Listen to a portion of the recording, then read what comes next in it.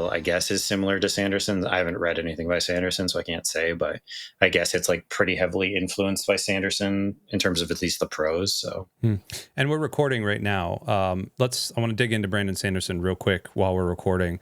Hello, welcome to the Roundtable. I'm Chino, that's Templar. You've never read any Brandon Sanderson, so we're outing you right now on the podcast. I got some big holes in my in my reading. I do, man. I've never read anything by Stephen King. I've never read anything by Brandon Sanderson. I've never read anything by Joe Abercrombie or Robin Hobb or what's some other big name in fantasy sci-fi? Isaac Asimov. I've never read anything by. Like, I don't know. What are some big name authors? I probably haven't read anything by them. Have you read J.R.R. Tolkien before? I have read The Lord of the Rings, yes. Ursula Le Guin. I unfortunately read Left Hand of Darkness, yes. Okay. Was not a big fan of that. No, although I've heard good things. I've heard, yes, Wizard of Earthsea, I've heard great things. So that is on a very long list. So eventually I maybe will think about considering getting there. What about Rothfuss? Patrick Rothfuss. If he ever finishes it, I'll read it, but I'm not reading a series that's not done. Okay. So the King Killer Chronicle, I was so angry because I didn't know anything about it. I started reading the Chronicle. I was like, these two books are really good. What is going on here? And then I went for the third book and it was like, oh, he's just been teasing it for the last 13 years, it feels like. Man. Yeah, that's one where like... And I have read plenty of series. Like, obviously, I've talked about the Dresden Files a ton. I don't need to get into it, but like that's obviously a series that's not done, and there's supposed to be like another 5 books, so it's gonna be a long time, maybe more even. So it's gonna be a long time before that series finishes. I read Dungeon Crawler Carl. That's another one that's unfinished, and those lit RPGs literally go on forever. So like that's not even one I expect to finish, maybe ever. So I've certainly done it, but in terms of getting into a series, like. And I've heard the argument from people, like the same thing with like Game of Thrones, people saying they're just like, it's just the story, like just enjoy what's there. Like it doesn't need to be like, I'm a plot reader. Like I appreciate characters. I appreciate world building. Like it's not 100% of one and nothing of anything else, but I am a plot reader. Like I need the story to go somewhere. So like fundamentally, I'm not going to get into something if I have serious doubts that story will ever be finished. Sure. Like I need to know it's going somewhere. And so like if Rothfuss announces, like if it finally announces that the 3rd book is coming out and it's done, I will absolutely read Name of the Wind or King of the Jungle. Name of the Wind, isn't it? King Killer. Yeah, it's Name of the Wind. Name of the Wind. Yeah. Yeah, I'll read Name of the Wind for sure if that comes out. Or like, what's it called? The Gentleman Bastards, like Lies of Loch Lamora, by Scott Lynch. I've heard great. Yeah, same thing though. But it's another one where it's like it's been years and it's not finished, and people don't know when the next one's coming out. So like, all respect to people if they want to take those on, but at this point, I'm trying to read series that are finished. So like I was mentioning, like I'm reading this Powder Mage trilogy. By Brian McClelland, I believe the author's name is. And then there's a sequel trilogy. I don't know if I'll read that. I might read these 3. I've read them fairly quickly, so I might take a break and then go read something else. And then maybe I'll come back to read the sequel trilogy. If I like how this one ends, I just started I haven't actually started the 3rd book. I finished the 2nd book today. So I'll jump into that. But yeah, apparently it's like Sanderson's writing, at least in terms of the prose.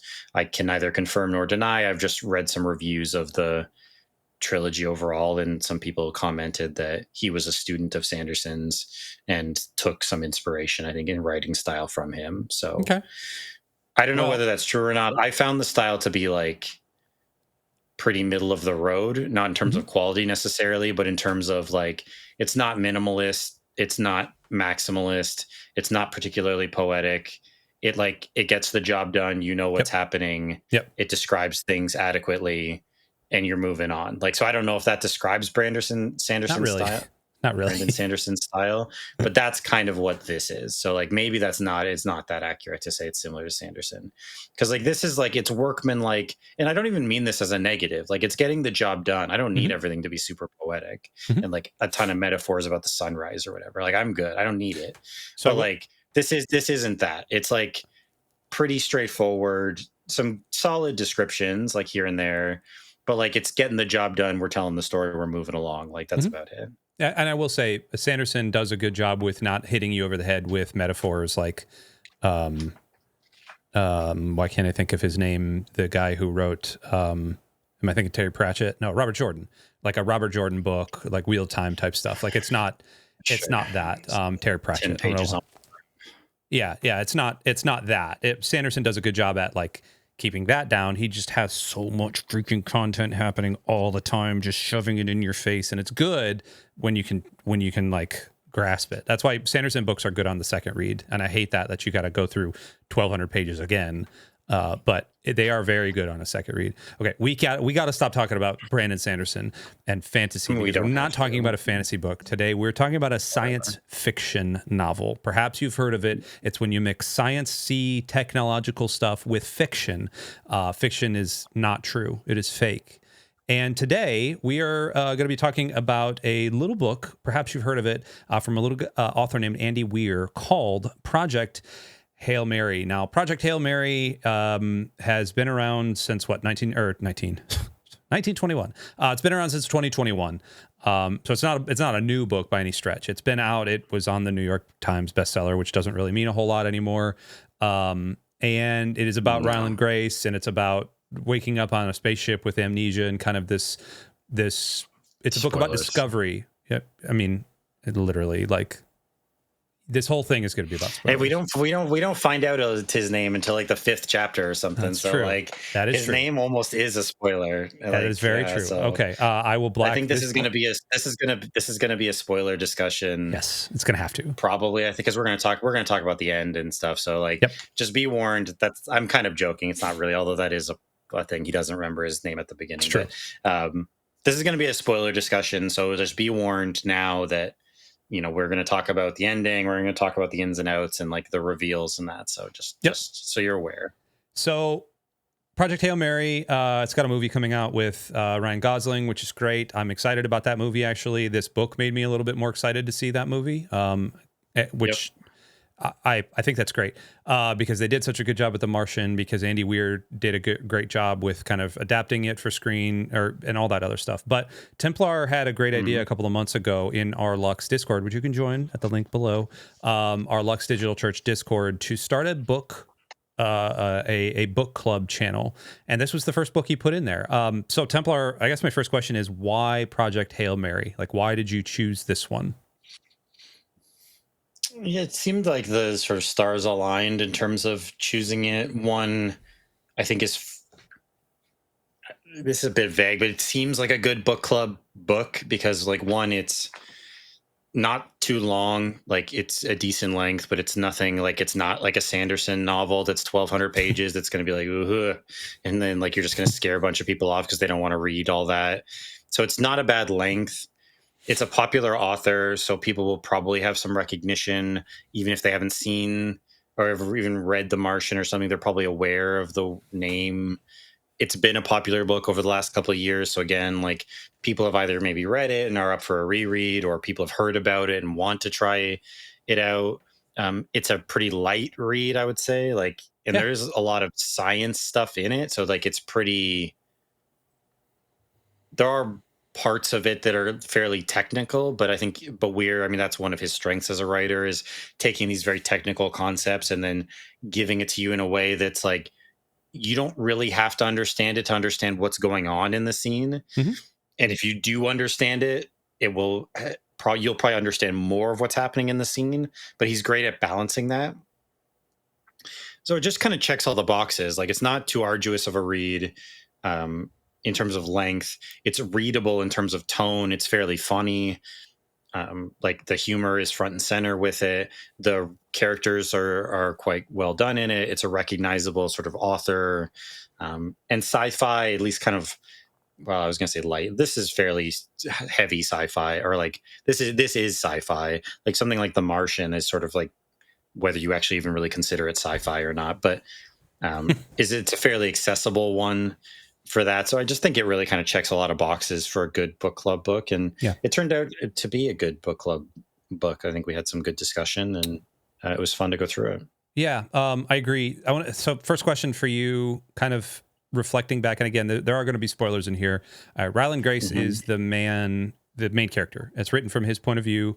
Yes. And there's a whole lot going on there, which, you know, in initial conversation or initial look, you're like, oh, this is just the Martian all over again. It's not at all.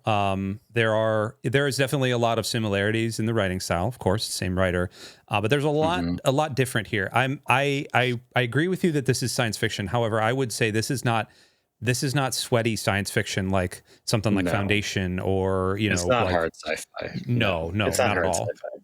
Not at all. So first question then, Ryland Grace kind of goes through this thing. He wakes up with amnesia, and then Weir does a cool thing where he starts telling the entire backstory in flashback, and that's how Grace's memory starts waking up, is through flashback. There's a big giant arc that happens with Grace. About 7 chapters in, he meets an alien from this thing we'll talk about in a second. This planet we'll talk about in a second. But Grace on the whole, like, how did you feel his journey was throughout? Like, did you feel like he had actual character progression, or was he just kind of there to view astrophage and there to view Tau Ceti and there to view the whole sort of like having to blow up the ice caps in the in the world, which, by the way, starting a nuclear winter to make sure that your planet doesn't die is pretty sad. But it is what it is. Yeah, it's tough because I think the book doesn't take place over that long of a time, at least in the current, like in the present setting of him on the ship. It's like maybe a couple months but there's a lot of like travel time where we're not really with them. Like it's like, oh, it'll take a couple weeks to get X place. So then you jump ahead and then they're there. The flashback is longer and you go through this whole progression. I don't know how much development he really has. I mean, you learn things about him, so it feels like there's development because like more is revealed. The backstory of how he got here is revealed. And I mean, spoilers, like, yeah, you end up getting this twist at the end where he didn't volunteer. He said no, and he was basically like strong-armed into being, or not basically, he was like, it was like, it's gonna be you. They just arrested him and drugged him intentionally so he would forget, and forced him into doing it because he was the best choice. Which you find out, which is like a cool revelation when he realizes that and remembers that he didn't sign up for it. Because certainly you would have this idea that like you don't remember exactly what happened, but it's like, well, I must have done the sacrificial thing and signed up and like chose to, you know, sacrifice my life for humanity or whatever, right? Yeah, the good of the cause. Yeah. So you find this out about him. So I think it feels like there's character growth, but I don't know if there actually is. I feel like he's basically the same person at the end as he was at the beginning. I agree. I don't really feel like he changes that much over the course of the book, and it's okay. Like I don't think the book necessarily suffers for that. Maybe you disagree because of the way it's presented. I think it feels like enough is going on and enough is being revealed that it almost is like it seems like there's progression when there actually kind of isn't. I don't think he's really different at the end. If anything, the book comes around to like he's almost the same at the end as he was at the beginning in terms of the way the book ends. So Yep.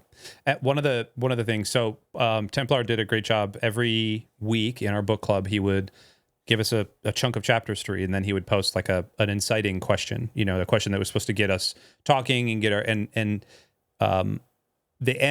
towards the end, it was, you know, all of the conversation was great. But towards the end, I didn't answer the last question because I wanted to talk about this here. And you and I kind of talked about it in like one of our co-working streams or whatever. But there are a couple of big things. So this book is like a 95% book for me. Like it's a 90, it's a solid A for me. It is a 90 to 95. I think it stumbles on the landing. There are a couple of shortcomings throughout the entire book that you can kind of pass over. It is a breezy read. Like once you get going, it's just there is not a whole lot of stopping. There is you talked about the time period, and I'm actually recollecting. I actually think it was a lot longer than 3 months. I think it was something closer to, it feels like it's closer to a year because there's a lot of like having to learn and then having to do a thing and then having to wait a couple weeks and then having to like sit and float around. And, you know, I remember thinking this whole time, like, man, it would be really cool. Like the Martian had day whatever, and it was it was done in these like sort of journal logs. Soul 150, whole soul 400, whatever. Yeah, it would have been cool to have that. Now I know when you're in space floating around a sun somewhere, like it's tough to do that anyway. Tough to have any gauge of time. So I get that. I'm not lambasting it, but it kind of, every time it warps out to space, like, so when you're in Earth view, or when you're in kind of this, like, like you have a point of reference, but when you're warping out to space, Weir didn't do a good job of giving me a point of reference. So with Grace, for example, my point of reference for him was, it looks like Ryan Gosling because that's what I've seen. And sure. and it's tough because that's not what it's supposed to be, but like, and the ship looks like the ship because I saw it from the trailer, but the ship from the actual movie trailer doesn't actually match up to the one image that you see of the ship in the front of the book.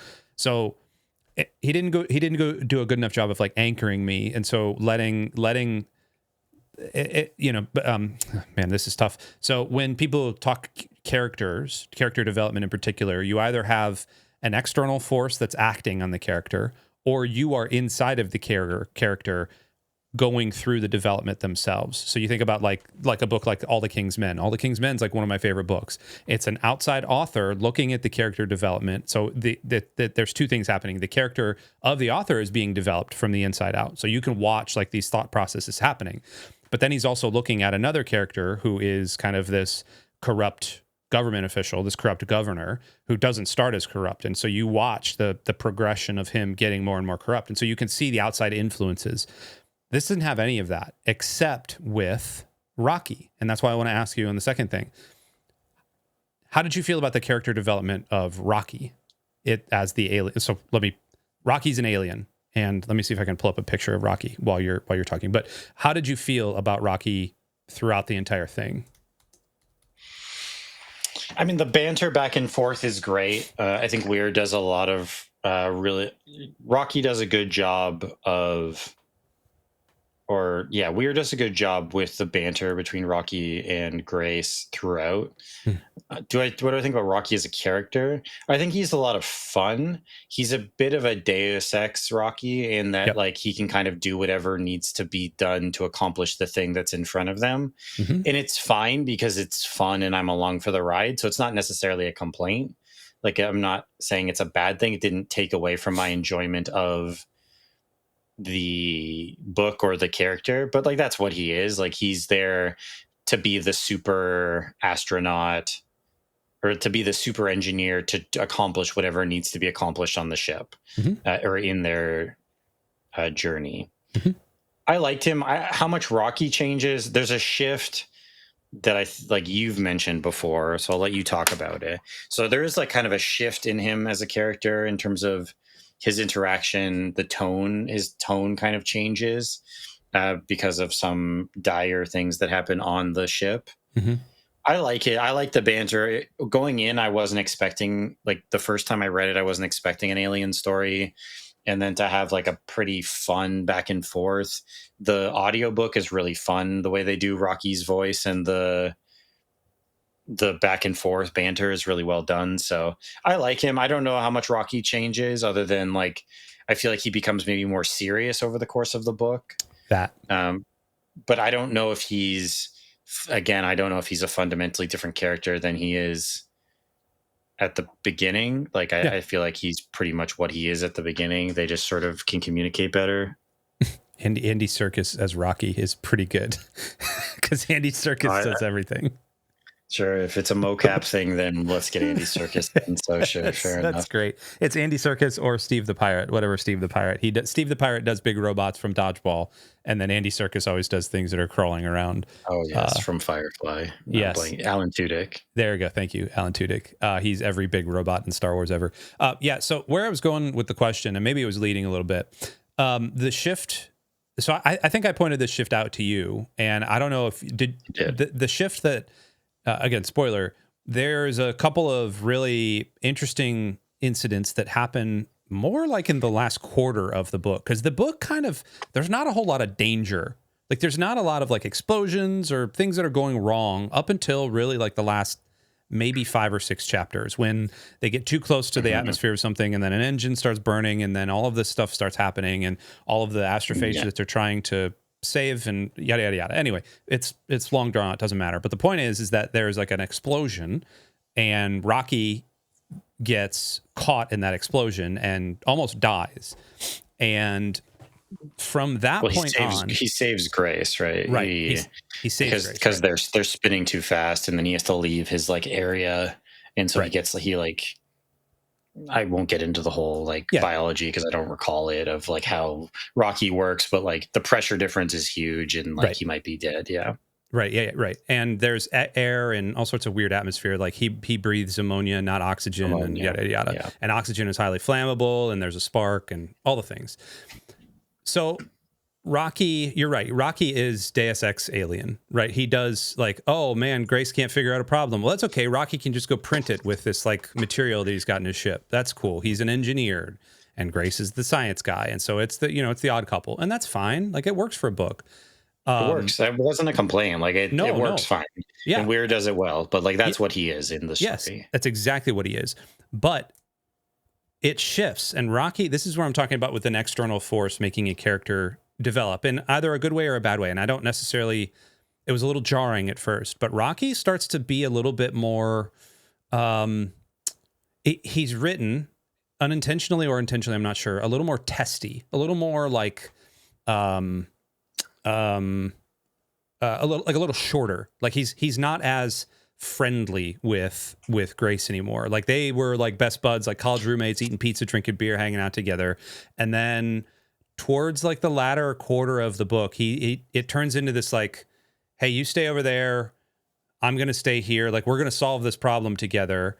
And it feels a little bit like Grace withdraws into himself a little bit, and Rocky withdraws into himself a little bit, and that could be seen as development and progression. But what I see it as is, I think Weir did a good job of making an alien with alien thoughts and sound and all that other stuff appear as if he was actually like really hurt by the matter and was like really scared. And I think that's what to me, that's what it came off as, was he was scared more than anything. It was like the first time he had actually had fear. I don't know. Did you pick up on that? Were you picking up on that? Or is that just me like inserting a thought process into your head? And once I had it there, like you couldn't not see it. Yeah, I think it was that. I think it was that last part there. I don't know if I would have identified it, because when we read it for the book club was my second read through of the book. So when I read it earlier this year, like in March, and I don't know if I would have identified that. And then you pointed it out to me. And then so on my second read through, I think I was kind of looking for it. And I think it's there. It kind of makes sense because the first, I forget what chapter exactly he meets Rocky, maybe 7 or 9, somewhere in there. And as you said, there isn't really a lot of drama. Like they kind of meet up, they develop this communication. There's a whole bit with that, but it's well done. And then it's really jokey, lighthearted. It's also exciting because like we learned that Rocky had been there for like 50 years trying to figure out a solution to the problem. Like, but it's just him, and he's not a scientist, so like he doesn't know. Like, so he had been trying different things, but he couldn't. He had just been sitting there waiting, basically. So he's probably very excited. So I think the character again, I don't know about progression, but the character reaction makes sense in that he's super excited just to have someone there. The fact that Grace is a scientist and knows about this stuff. They work together. It goes really well for a while. But then there is this incident. They're spinning too fast. Grace almost dies and Rocky almost dies. Right. And then at that point, it's like, and then Grace also is kind of not bumbling, but like he makes a few mistakes after that. And the recovery of his injury, because he's kind of on drugs and a few things. And I think Rocky kind of is like, oh, this isn't just like solved. This isn't like, it was all this exciting, we're figuring this stuff out. So yeah, then in the last quarter, after they find out what the Taomi are, because I was kind of surprised on this read through that it's like 75% the way through the book before they get the Taomi and like they actually kind of start that process. they're more on edge because it's like before then it had been kind of fun and games, even though what they're trying to do is save their planets and that's a big deal. Yep. They'd been kind of having a lot of fun with it. And then all of a sudden they both almost die. And it's like, okay, well, if we actually screw up and die, or even just one of them dies because they need them both, like if they're going to be successful, we're both doomed. Like all our planets are doomed. Like, so it definitely seems to be more tension at that point when there's this kind of realization that it's not all like joking, fun and games, the like, you know, kind of making fun of each other, like lightheartedness. So I think the shift kind of makes sense. And I did see it this time. Like, again, I was kind of looking for it. So make of that what you will. But I definitely think it's there. But I do think it makes sense given how things shift from Rocky just being excited that there's anyone else to like, oh, we could actually just die and like that would be it. Yeah. Yeah. Last question. And I want to, this is broad strokes. So again, big spoilers here. What'd you think about the ending? It's cute. Like, I think the ending is cute. Like, he's a teacher again. When it opens, he's a junior high teacher. When it ends, he's an Iridian, whatever teacher. They set up this environment for him. It's cute. It's a nice, like, coming all the way back around to where kind of we started. He says multiple times throughout the book he wants to be a teacher. And then I thought that would mean he would return to Earth and then maybe be a teacher again. But, you know, Weir kind of subverts that and he ends up being a teacher on Arid or whatever. It's fine. Like, I don't love the ending. I think I'm a little less, not to speak for you, I think I'm a little more positive on it than you are. But I wasn't totally into it. I thought it was cute. Like, it's fine. I think he wanted to maybe subvert expectations or something. And like, it was okay. I'm not enamored with the ending. Yeah, I agree with you. Cute is a good word for it. I think he being Weir, stumbled a bit on the ending. And the reason I say that is because we've had this big, huge cataclysmic thing. And then it just kind of felt a little bit like a wet fart. Like, oh, I sent some canisters back to Earth and they get there 11 years later. And then what? Like, I understand theater of the mind. I understand books are, you know, like some of the best books have very nebulous endings. But all of a sudden now Grace is living just as a human in a bubble. Like and he's teaching all of these Iridians. Like, that's cool. You're right. It's cute. It's very funny. It was kind of heartwarming, like, cool. But like, even the decision to turn around and go towards Rocky in the ship, like 2 chapters before that, or the chapter before that, to save him. First of all, like the likelihood of finding a ship in the middle of space, like, let's just throw out all of the sort of calculations there. Like, okay, cool. He used a homing beacon. Like, what, like, it was kind of like, oh, we've got this really cool science stuff. And then towards the very end of the book, we're just going to like hand wave it away. Like, it works. Don't worry about it. It works. Like, well, wait a minute. You went to great pains to tell me why all of the other things were working. And you put it in really good layman's terms for an idiot pastor like me. Like, why all of a sudden are we just going to be like, nah, he just, like, I don't know. It takes him like a day to like rock up to the ship, which, like, no, that's like, it took like 3 months. Like, this was a 3-month journey at least. So what are we doing here? So there's that. And then the idea, like, you spent all this time, freaking a lot of time, literally redoing planet Earth. And like, I hate to be egocentric about it, but like, I live on planet Earth. I don't live on Arid. Show me what Earth looks like now. Like, you had like the threat of war happening because the planet was going to start heating up and ice caps. And then you were blowing up ice caps with nuclear devices, and you were setting off you were trying to slow global warming down by like literally putting clouds in the sky like that. Show me that. Like you went through all of this stuff. Like, you made me hurt for my home planet. What? Okay. And so now we're just going to have this like fairy tale ending. Like, I don't know. It just felt like a stumble. Again, not bad. Just it felt like it kind of missed the mark for me. I'll say this. I'll play a little devil's advocate here because I kind of agree that, again, I don't love the ending. If he goes back to Earth, it's a pretty depressing ending because even though he saved Earth, Earth would clearly not be in good shape after so long. They make that very clear that like a lot of people would have died, a lot of people would have suffered. And the story is about solving this problem. Yeah. And they solve the problem. And so that is like kind of a happy ending, or it is like because they solve it, they save the two planets. If he goes back and then the end of the book is him seeing like interacting with people and being like, here's the answer, blah, blah, blah, or maybe he sends it ahead of him or whatever, and he gets back later and they fixed it, Earth would still be in really rough shape. And like that would probably put a kind of downer, like, yeah, we did it, but like Earth, however many people still died and this and that. And like, I feel like it would have kind of undermined the ending, at least in terms of like, he seems to have wanted to end it on like a positive note. And again, like, I agree. I also wanted to see Earth. I also wanted him at least to be returning home. Like, even if the book ended and he was on his way home, Yeah. I think I would have even liked that more than the way it ended.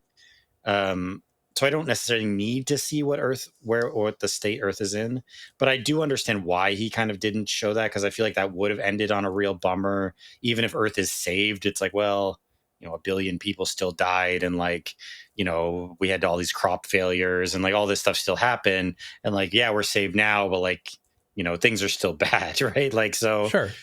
So that might have been an ending that's like, yay, maybe I'm a little more cynical, but even that, even give me like tell me a little bit more about this character who just seemed to own all of the world, all of the governments. Like this woman, this Danish woman who's just walking around owning all of the governments. Like, just give me a little bit more about her. Like, give me something that happens.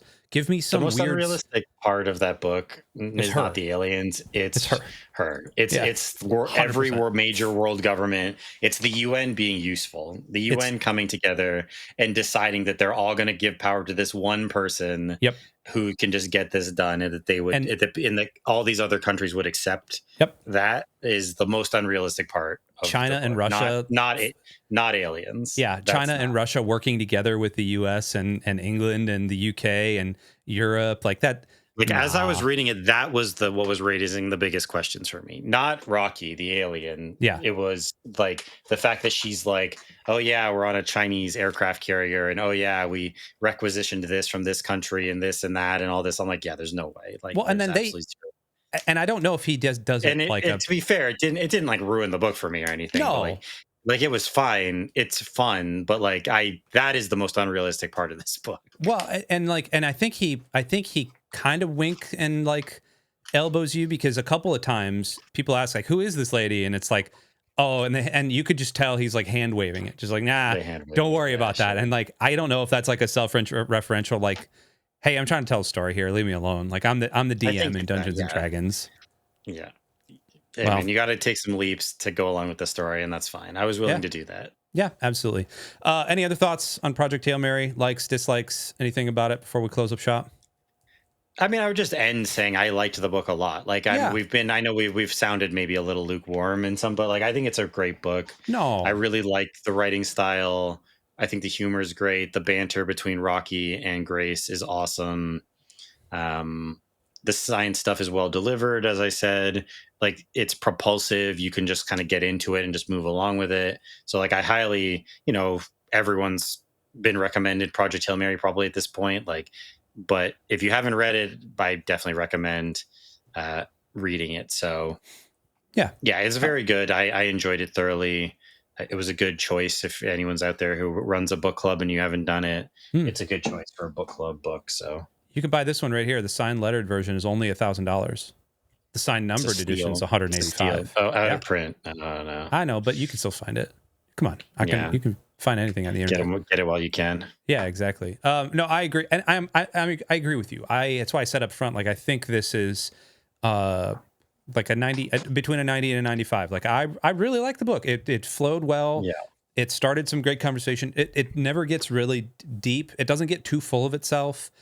You're not reading again, this is not hard sci-fi, so you don't need to remember names of factions or gods or emperors or space warlords or anything. There's one dude and there's one alien, and then there's like anterior ancillary characters. There's some really funny comic relief with with Rocky. Like he does really well at being comic relief. The fact that they do jazz hands to like signal like good job to each other is very funny. That's great. The fact also that like the 3 original astronauts were asked how they were going to die, and one of them was just like, give me all of the heroin so I can just die in a cold slumber. I thought that was very funny. Stuff like that. Yeah. That addresses a part of a suicide mission that doesn't get addressed. So I appreciated that. There is that. Yes, there is that. So go read it. It's a good book. Not that Andy Weir needs our pumping up of this, but because he's doing just fine. He's doing all right. Yeah, he's doing just fine. He's got his formula. I'm sure he's doing well with his movie adaptations. Have you read Artemis? No, I haven't heard any good things about it. I've heard really? I heard it was a pretty big miss. Yeah. Huh. Okay. So I don't know. I've debated it because I don't think it's that long, and like I did like. Have you read The Martian? Do you prefer this or The Martian? I prefer The Martian. Yeah, I prefer The Martian. Okay. I prefer this. I liked The Martian, but I think I prefer this. Well, the reason I prefer The Martian is because I did the audiobook first, and it's Will Wheaton is the actual voice of whatever his name is, and Will Wheaton is just there we go. Yeah, and Will Wheaton is just chef's kiss in these things. I mean, he adds so much just spice, and he's Will Wheaton. What do you want? He's a nerd's nerd. But that I listened to the book before I read it, and then watched the movie, and so I listened to it, I watched the movie, and then I read it. So, it's I feel like The Martian tells I don't want to say a better story, but it's a more well-rounded story. There's a good amount of closure to The Martian. There is it helps when there's really only one character. I do think The Martian gets very nerdy in a lot of the like even the descriptions of like, well, I need this many fluid ounces per this hectare of dirt so I can put my own poop on to eat a potato, stuff like that. But also like it's just, I don't know. You said you prefer this Hail Mary more than The Martian? I think so. I think I like the banter. I like the relationship, like the kind of odd couple back and forth stuff. Mm-hmm. I think that's fun. Yeah. I liked The Martian. I think I prefer the movie, actually. That's not a bad thing. I think the movie's really good. So like it's not bad. Like I liked the book, but I had also watched the movie probably half a dozen times. That's a classic photo. I had watched the movie probably half a dozen times or more before I read the book. So that was also like ingrained for me, the movie version. So, but it doesn't matter. That's not, but yeah, they're both very good, but I haven't heard very many good things about Artemis. So I probably will not. Again, I have a very long TBR, so it's not high on the list. Yeah. Awesome. Well, go and read The Martian. Let us know in the comments below what you feel about the book. And we'll be back with another rousing rendition of the Roundtable. Until then, we love you. We'll see you next time.